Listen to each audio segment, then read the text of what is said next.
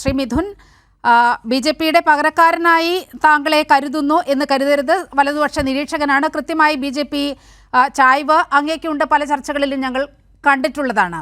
മിഥുൻ, ഇത്തരത്തിൽ ഇങ്ങനെയൊരു നിലപാട് ഈ മണിപ്പൂർ സർക്കാർ എടുക്കേണ്ട കാര്യമുണ്ടായിരുന്നോ? ആ സംസ്ഥാനത്തെ മൊത്തം ജനസംഖ്യ എടുത്തു നോക്കുകയാണെങ്കിൽ 41% ക്രൈസ്തവരാണ്. 41% എന്നൊക്കെ പറയുന്നത് ഒരു ആ സംസ്ഥാനത്തിൻ്റെ പകുതിയോളം വരുന്ന ജനസംഖ്യയാണ്. 11.79 ലക്ഷം ക്രൈസ്തവർ അവിടെ മണിപ്പൂരിൽ ഉണ്ട്. നമുക്കറിയാം, കഴിഞ്ഞ കുറേ മാസങ്ങളായി മണിപ്പൂർ കലാപത്തിൻ്റെ കെടുതികൾ വിട്ടുമാറും മുമ്പെയാണ് വലിയ അസഹിഷ്ണുതയും അതുപോലെ ഒരു തരത്തിലുള്ള വെറുപ്പും സമൂഹത്തിൽ ക്രിയേറ്റ് ചെയ്യാനാകുന്ന വിധത്തിൽ ഗവർണറുടെ ഒരു ഉത്തരവ് വരുന്നത്. ഇതിനെ നിഷ്കളങ്കമായി കരുതാൻ കഴിയുമോ? ഒരു ഇയർ എൻഡറിൻ്റെ പേരിൽ മാർച്ച് 31 പ്രവൃത്തി ദിനമാകണം എന്ന് ഒരു മണിപ്പൂർ സർക്കാർ തീരുമാനിക്കുമ്പോൾ അതിൽ എന്തോ ഒരു പന്തികേടില്ലേ?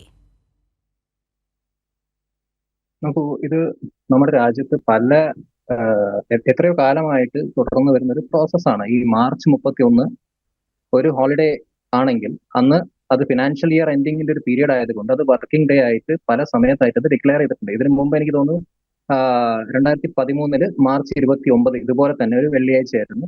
അന്നും സർക്കാരിന്റെ RBIന്റെ നോട്ടിഫിക്കേഷൻ ഉണ്ട്. അതായത് എല്ലാ ബാങ്കുകളും അല്ലെങ്കിൽ ഫിനാൻഷ്യൽ ഇൻസ്റ്റിറ്റ്യൂഷൻസും ഒക്കെ തുറന്ന് പ്രവർത്തിക്കുമെന്നും ഗവൺമെന്റുമായി ബന്ധപ്പെട്ട എല്ലാ സ്ഥാപനങ്ങളും തുറന്ന് പ്രവർത്തിക്കുമെന്നും ഒരു നോട്ടിഫിക്കേഷൻ അന്ന് കോൺഗ്രസ് ആയിരുന്നില്ലേ ഭരിച്ചിരുന്നത്? അന്ന് എന്തുകൊണ്ട് മണിപ്പൂരിനെ സ്പെഷ്യലായി മാറ്റി നിർത്തിക്കൊണ്ട് അവധി കൊടുത്തില്ല? അപ്പോൾ ഇതിലേക്ക് അനാവശ്യമായിട്ടുള്ള ഒരു വർഗീയ ചുവ കൊണ്ടുവരികയും ഇത് ടോട്ടലി ഒരു ടെക്നിക്കൽ ആയിട്ടുള്ള ഒരു കാര്യമാണ്.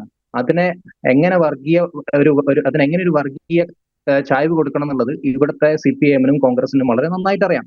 ഇപ്പൊ നേരത്തെ സംസാരിച്ച CPIM-ന്റെ പ്രതിനിധി, അദ്ദേഹം ഇവിടെ തീർച്ചയായിട്ടും ഇതൊരു ഒരു വർഗീയ ആംഗിൾ ഇതിന് കൊടുത്തുകൊണ്ടിരിക്കുകയാണ്. പക്ഷെ ഈ പ്രോസസ്സ് ഇത് എത്രയോ കാലമായിട്ടുണ്ട്. അപ്പൊ മാർച്ച് 29, മാർച്ച് 31 ഇങ്ങനെയുള്ള ദിവസങ്ങളിൽ വരികയാണെങ്കിൽ തീർച്ചയായിട്ടും അങ്ങനെ നോട്ടിഫിക്കേഷൻ ഉണ്ട്. ഇപ്പൊ ഇത് ഗവൺമെന്റ് ശ്രദ്ധയിലേക്ക് ആക്ച്വലി കൊണ്ടുവരിക ചെയ്തത്. അതിനൊരു വർഗീയതയുടെ ഒരു ആംഗിൾ കൊടുത്തുകൊണ്ട് ഗവൺമെന്റ് ശ്രദ്ധയിലേക്ക് കാര്യം കൊണ്ടുവന്നപ്പം ഉടനെ ആ നോട്ടിഫിക്കേഷൻ തിരുത്തി അവരത് വർക്കിംഗ് ഡേ അല്ല, അതായത് 29 31 അവർ ഒഴിവാക്കിയിട്ടുണ്ട്. പക്ഷെ ഇതുപോലെ തന്നെ മാർച്ച് 29 2013 വർക്കിംഗ് ആയിരുന്നു. അത് RBIന്റെ നോട്ടിഫിക്കേഷൻ ഉണ്ട്. കൃത്യമായി താങ്കൾ വാർത്ത എടുത്തൊന്ന് പരിശോധിച്ച് നോക്കിയാൽ മാത്രം മതി. അപ്പൊ ഇവിടെ ഒരു ഓപ്പർച്യൂണിറ്റി നോക്കുകയാണ്, ഒരു പൊളിറ്റിക്കൽ പോയിന്റ് സ്കോറിംഗിന് വേണ്ടിയുള്ള ഓപ്പർച്യൂണിറ്റി എന്തിലും ഏതിലും നോക്കുന്നു. അത് വെച്ചുകൊണ്ട് ഒരു BJP-ക്ക് നേരെ ഒരു അറ്റാക്ക് നടത്തുന്നു. 2013 ഓർഡർ അവിടെ നിൽക്കട്ടെ. കോൺഗ്രസിന്റെ പ്രതിനിധി നമ്മോടൊപ്പം ഈ ചർച്ചയിൽ പങ്കെടുക്കുന്നുണ്ട്. അതല്ല കാര്യം. ഈ രാജ്യത്ത് മണിപ്പൂർ എന്ന് പറയുന്ന ഒരു സംസ്ഥാനം മാത്രമല്ലല്ലോ ഉള്ളത്.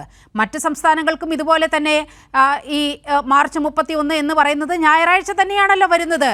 പിറ്റേ ദിവസം ഏപ്രിൽ 1 മറ്റ് സംസ്ഥാനങ്ങൾക്കൊന്നും തോന്നാത്ത ഒരു ഇത്തരത്തിലൊരു സവിശേഷമായ തിരിച്ചറിവ് മണിപ്പൂർ സർക്കാരിന് മാത്രം ഉണ്ടാകുമ്പോഴാണ് പ്രശ്നം ഉദിക്കുന്നത്. പ്രത്യേകിച്ചും ഗവർണറുടെ വിജ്ഞാപനമായി പുറത്തിറങ്ങുന്നു.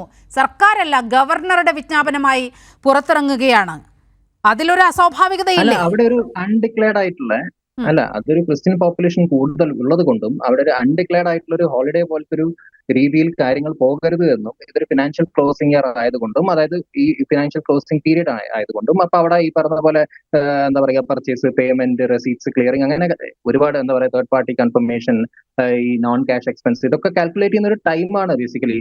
അപ്പൊ പുതിയ ഫിനാൻഷ്യൽ ഇയർ തുടങ്ങുന്നതിന് മുമ്പ് ഇതെല്ലാം ക്ലിയർ ആക്കി വെക്കണം എന്നൊരു പ്രോസസ്സ് അവിടെ ഉള്ളത് കൊണ്ട്, ഇങ്ങനെ ഒരു ക്രൂഷ്യൽ ആയിട്ടുള്ള ഒരു ഹോളിഡേ ആ ദിവസം വരുന്നത് കൊണ്ടും ഈ കമ്മ്യൂണിറ്റിയിൽപ്പെട്ട ആളുകൾ അവിടെ ഒരു അൺഡിക്ലെയർഡ് ആയിട്ടുള്ള ഹോളിഡേ അവർ എടുക്കുകയാണെങ്കിൽ അത് ഈ പറയുന്ന ഫിനാൻഷ്യൽ ഇയർ ക്ലോസിംഗ് പ്രോസസ്സിനെ ഭയങ്കരമായി ബാധിക്കും. അത് ബാധിക്കാതിരിക്കാനാണ് പ്രത്യേകിച്ച് മണിപ്പൂരിൽ അങ്ങനെ ഒരു ഓർഡർ കൊണ്ടുവരുന്നത്.